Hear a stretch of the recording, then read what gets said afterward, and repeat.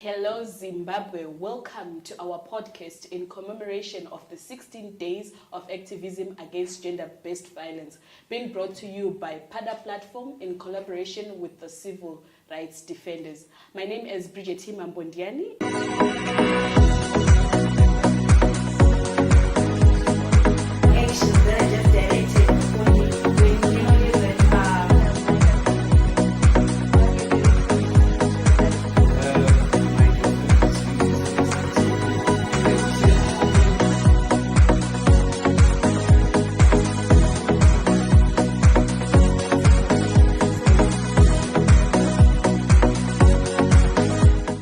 Hello Zimbabwe, welcome to our third podcast in commemoration of the 16 Days of Activism against Gender-Based Violence. This program is being brought to you by PADA Platform in collaboration with the Civil Rights Defenders.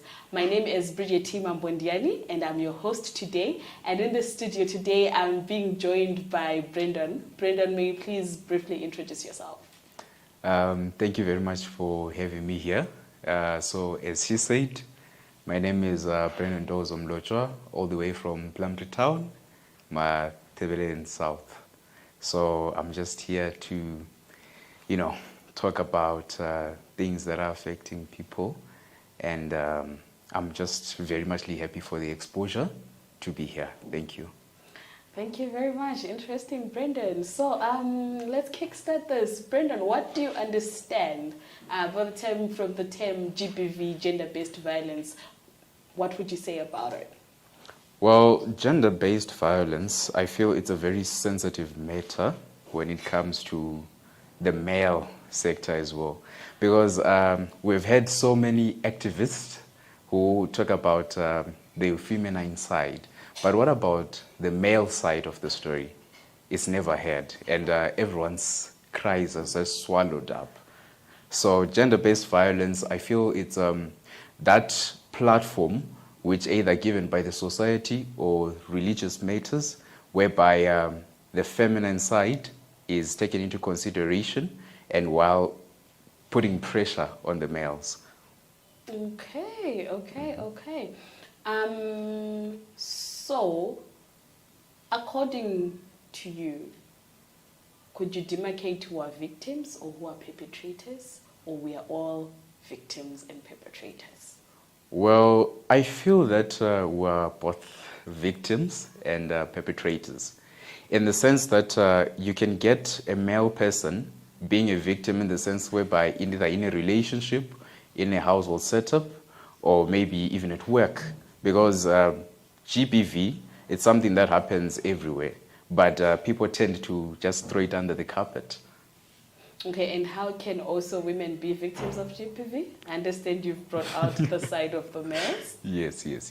So, in the society that we live in, or as an African man, being one myself, you would get that, as a male figure, or as the head of the family, we get to have this pride to say, I'm the man of the house, or I'm the one who is supposed to be listened to. So we get to not listen to the other side, whether it's your spouse or parents or maybe even a female friend. So I feel like also women can be victims. But as I've stated earlier, that it's mostly the feminine side that is being taken into consideration. Okay, could you please explain further on what you mean when you say the feminine side is being taken into consideration? Okay, as I said earlier that this is a very sensitive matter, I wouldn't want to seem like I'm taking sides, but we've got so many campaigns, so many organizations that have been formed so as to protect the feminine side, or would I say women who are being abused by men. But then what about males who are being abused by females? We don't usually take that into consideration. That is what I mean. Okay, so have you considered the fact that since time immemorial, the ones that have been on the receiving side of gender-based violence are females? And have you also considered the fact that nobody is really coming in to say we are taking this side or that side, but it's a matter of looking at who needs more help than the other, but at the same time us trying to achieve equity? That's a very good point. But at the same time, I beg to differ in the sense that we have got the cases that are rising for women because, okay, as women, you are very much outspoken, unlike us males. Because for a man, it's actually a taboo if I go to the police station and say that, okay, my wife has beaten me up, or my wife insulted me, or I'm being abused by my wife. I'll be looked as a weak man in society. That is why we suffer in silence. So would you say that the justice system is more receiving to women? In your line of work, would you say that if a woman goes to report cases related to gender-based violence, they are to be more heard than men? Yes, that is very much correct. Because take, for example, okay, let's say we are both in a relationship right now, right? And then I beat you up. You run to the police station and say, okay, Brendan has beat me up. They'll definitely come with guns and handcuffs to arrest me. But then if I go there and say that, okay, my girlfriend or my wife has beaten me up, they'll say, you are mad. You are crazy. What are you even saying? What are you even talking about? So that's how the society is messed up. Really? Because from the various conversations that we've had with various women, they also cry to the same effect that once you go and report a man, you're going to be reporting to another man there who is most likely going to favor his own gender and not do anything about your issue. And for that reason, that's why we have had many young women not going to report, because they see that avenue is not giving them remedies. What are your comments on that? Well, I think we all know about the whole 50-50 gender equality runs or promotions, or I don't know how to call them. Women have got a tendency of always playing victim, or always being wanted to be given like specific special treatment, if I'm to put it. So in the terms of going to the police station, reporting to a man, but then if we've noticed, most police stations also have the females that are police officers. So if women feel like, okay, if I report to a male figure, they might not take my cry into consideration, you can simply ask for a female police officer to talk to. It's also allowed. Okay, so I understand that you are also a mental health activist. So I would want to ask, what can you say have been some of the effects of gender-based violence, especially on mental health? Well, that's a very touching issue to discuss, because we've received so many cases and cries whereby you find people committing suicide. Some are ending up falling into stress, depression, anxiety, and all those things.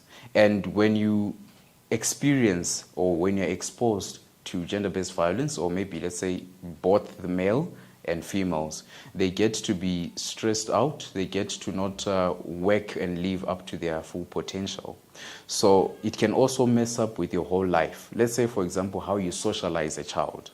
Socialization is very important, because we've got gender roles whereby in Ndebele we call it amatope.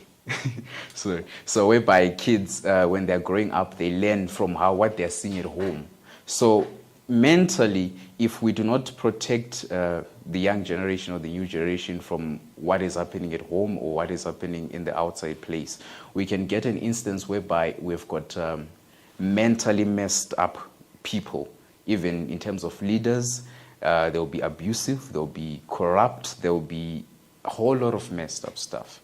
Okay, though you have it, he's bringing out the issue that, if a child grows up in a very unhealthy, violent environment, at most that child is also going to grow up and exhibit the same traits as that. So of late we have had many gender-based violence cases amongst young people, others either ending up killing each other or others ending up committing suicide as a result of long-term gender-based violence within their relationships. What would be your comments on that? Well, touching on relationships, it's very much easy for one to hide what they're feeling. For example, in our days, everyone wants to be perfect. Everyone wants to have a perfect relationship. or would I say everyone wants to be loved in a certain way. So, for example, you might have friends who are having perfect relationships, but you do not know what is happening behind scenes. You can get, for example, yourself. Let's say you've got a boyfriend and I've got a girlfriend separately, we're friends. And then I come and tell you, my girlfriend is doing this and this and this for me. And then you say, no, my boyfriend is doing this and this for me. While you find that you'll be lying sometimes, but trying to hide what is going on in your relationship behind closed doors. Let's say, for example, you're being beaten up, but you hide it with maybe makeup, or you hide the blue eyes and all that stuff. Then find for myself that my spouse or my partner or my girlfriend is cheating on me and doing a whole lot of things. But I do not get to talk about it because I'm saying, okay, I should just suck it up, man up, and take control of the situation. Because as a male figure or as a man, it is very much difficult to admit to defeat. And it is very much difficult to admit to being soft. And in the Vele culture, we usually say, indoda aikali, meaning a man doesn't cry. But a man is also a human being. He also has got emotions and feelings and a heart. So it's one of those things which people need to really focus on, whereby if you see someone being abused, speak about it. Or if you don't want to speak about it, speak to the person. Try to find out why the person is acting in a certain way.